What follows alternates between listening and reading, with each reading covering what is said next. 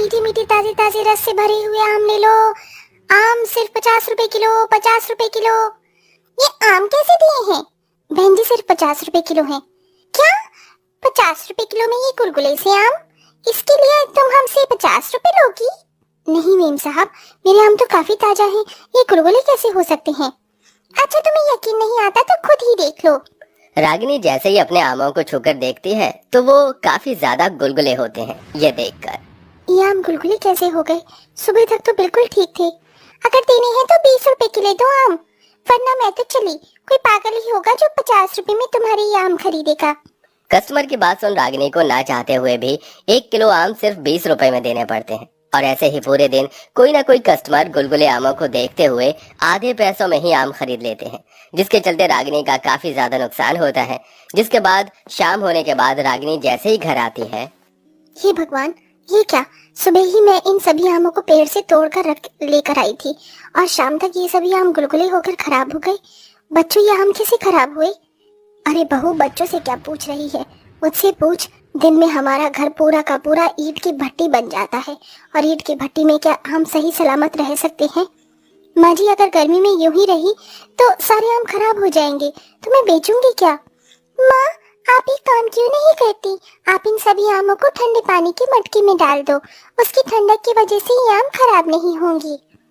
रूही की बात सुन रागिनी उन बचे हुए आमों को ठंडे पानी के मटके में डाल देती है, ये सोच कर के अब तो उसके खराब होने से बच जाएंगे। लेकिन रागिनी सुबह जैसे ही मटका खोलकर देखती है तो गर्मी की वजह से मटके के अंदर भी सारे आम खराब हो जाते हैं। हे भगवान, फिर से इतने सारे आम खराब हो गए।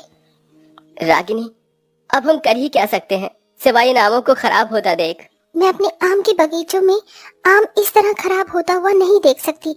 मैं इन्हें अपनी देखकर इसलिए नहीं सींचा था कि मैं इन्हें खराब होता देख सकूं।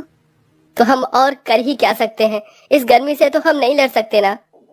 अर्जुन की बात सुन रागिनी के पास कोई जवाब नहीं होता, जिसके बाद रागिनी फिर से अपने आम के बगीचे में जाती है और वहां से आम तोड़ने लगती है। हे भगवान, हम पर थोड़ी दया करो ताकि ये आम खराब ना हो। रागिनी आमों को लेकर उन्हें बेचने के लिए चली जाती है। तभी दोपहर होने तक सारे आम फिर से गर्मी की वजह से खराब हो जाते हैं, जिसके चलते रागिनी गुस्से में उन सभी खराब आमों को फेंक कर अपना ठेला लेकर घर जा रही होती है। तभी रागिनी की नजर एक बड़ी फलों की दुकान पर पड़ती है, जिसमें रखे हुए सारे फल काफी ज्यादा ताजे थे, जिसे देखकर रागिनी उस फल वाले की दुकान के पास जाती है। भाई साहब, इतनी गर्मी में भी ये सभी फल इतने ताजा कैसे हैं? अरे बहन जी, इस एसी की वजह से मैंने अपने फलों की दुकान में एसी लगा रखा है, ताकि गर्मी में भी मेरे फलों को ठंडक मिले और वो खराब ना हो। उस दुकान वाले की बात सुन रागिनी के मन में भी एसी लाने की ख्याल आता है और वो एसी की दुकान पर पहुंच जाती है, जहां उसे एक एसी पसंद आता है।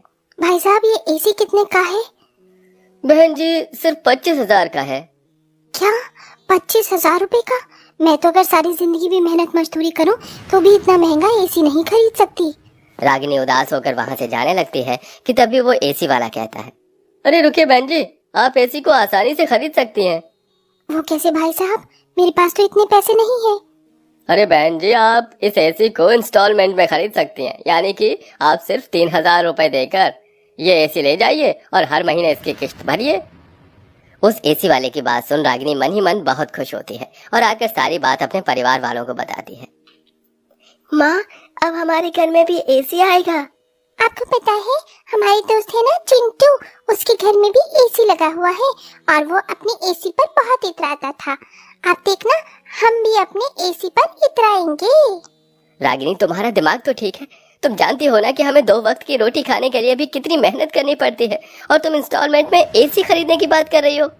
ये एसी मैं इसलिए खरीद रही हूँ ताकि इसकी ठंडी हवा में मेरे आम खराब ना हो सके और हमें भी इस भयंकर गर्मी से छुटकारा मिल जाए। अब चाहे मुझे कितनी भी मेहनत क्यों ना करनी पड़े, मैं 3,000 रुपए इकट्ठा करके इंस्टॉलमेंट में एसी खरीद कर ही रहूंगी। रागिनी अपने मन में एसी खरीदने की ठान लेती है, जिसके बाद अब वो आसपास के बाजारों में आम बेचने की बजाय उन दूर जगहों में आम बेचने के लिए जाती है, जहाँ पर बहुत कम ही आम वाले होते हैं। हे सूर्य देवता, थोड़ा तो रहम करो। आपकी ये ज्वाला जैसी किरणें तो मेरे शरीर को जलाकर राख कर देंगी। बाप रे बाप, कितनी गर्मी है। नंगे पैर चल चलकर दूर दूर तक आम बेचने के लिए जाया करती थी, जिसकी वजह से गर्मी में रागिनी की तबीयत काफी खराब होने लगती है।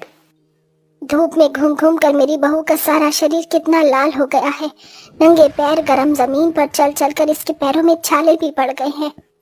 दादी दादी देखो ना, माँ के हाथों में भी छाले हो गए हैं। अरे बच्चे तुम रो क्यों रहे हो?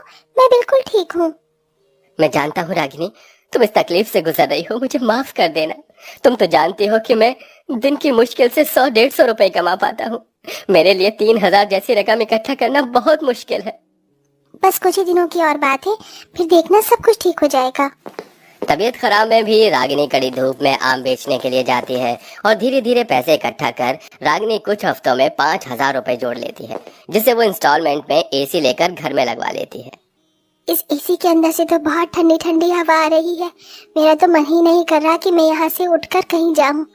अब तो हमें रात में अच्छी नींद आएगी और मच्छर भी नहीं काटेंगे। घर में एसी लगने की वजह से सभी लोग बहुत ज्यादा खुश थे, लेकिन सबसे ज्यादा खुशी रागिनी को थी कि अब उसके आम बिल्कुल खराब नहीं होंगे। बहू, मैं सोच रही थी कि क्यों ना अब तू बाहर धूप में आम बेचने की बजाय आंगन में ही एक बेचना शुरू कर। अगर तू बाहर गर्मी में आम लेकर जाएगी तो आम फिर से खराब हो जाएंगे, लेकिन अगर तू आंगन में बैठकर आम बेचेगी तो इससे कुछ खराब नहीं होंगे। माँ जी, आपने तो मुझे बहुत अच्छी तरकीब बताई है। अब मैं बिल्कुल ऐसा ही करूँगी। अब रागिनी आमों को एसी की ठंडी हवा में रखकर आंगन में बैठकर आम बेचना शुरू करती है। ये क्या, तुम तो अपने आंगन में ही आम बेच रही हो? अगर बाहर धूप में आम बेचूंगी तो गर्मी की वजह से सारे आम खराब हो जाएंगे। देखिए, मेरे घर में एसी लगा हुआ है, इसलिए इतनी ठंडक में आम बिल्कुल खराब नहीं होंगे। अरे वाह, तुम्हारा एसी तो सच में बहुत बढ़िया है। इसके अंदर से बहुत ही ठंडी ठंडी हवा आ रही है। कस्टमर एसी को देखकर रागिनी से 2 किलो आम खरीद लेते हैं। वहीं आसपास के लोगों को भी वो कस्टमर रागिनी के एसी में आम बेचने के बारे में बताती है, जिसे कुछ लोग रागिनी के पास आते हैं। अरे तुम तो सच में एसी में आम बेच रही हो? अरे आप लोगों को तो बहुत पसीना आ रहा है। एक काम करिए, आप यहाँ बैठिए, मैं आपके लिए ठंडे ठंडे आम काट कर लाती हूँ। रागिनी उन कस्टमर्स को एसी की ठंडी हवा में बिठाकर उन्हें आम काट कर उसके ऊपर मसाला डालकर उन्हें खाने के लिए देती है। एसी की ठंडी ठंडी हवा में ठंडा ठंडा आम खाकर उन सभी कस्टमर्स को बहुत मजा आता है, जिसके बाद अब वो सभी कस्टमर रागिनी से 2-3 किलो आम खरीद लेते हैं, जिससे पहले दिन ही रागिनी की काफी अच्छी कमाई होती है। देखा माँ जी, एसी की वजह से आज कितने लोगों ने मुझसे कितने सारे आम खरीदे। इतने सारे आम तो मैंने पूरे महीने भर भी नहीं बेच पाई, और साथ ही साथ मेरे आम भी नहीं खराब हुए। रागिनी के एसी में आम बेचने की वजह से अब धीरे धीरे रागिनी के कस्टमर बढ़ते जा रहे थे। अरे ये तुम इतनी धूप में कहाँ जा रही हो? बच्चों को मैंगो शेक पीना था, इसलिए आम लेने के लिए जा रही हूँ। अगर तुम्हें आम ही खरीदने हैं तो तुम रागिनी से खरीदो। पता है, वो एसी में आम बेचती है, और जो भी उससे आम खरीदने के लिए जाता है तो वो उसे एसी की ठंडी हवा में बिठाकर आम भी खिलाती है। क्या तुम सच कह रही हो? बढ़ते कस्टमर्स की वजह से रागिनी जल्द से जल्द एसी का इंस्टॉलमेंट भी चुका देती है और बाकी बचे पैसों से एक दुकान खोलती है, जिसमें भी वो एसी लगवा लेती है और आम बेचने के साथ साथ मैंगो शेक, आम पन्ना और मैंगो कस्टर्ड बनाकर बेचती है। और अब वो सब हंसी खुशी रहते हैं।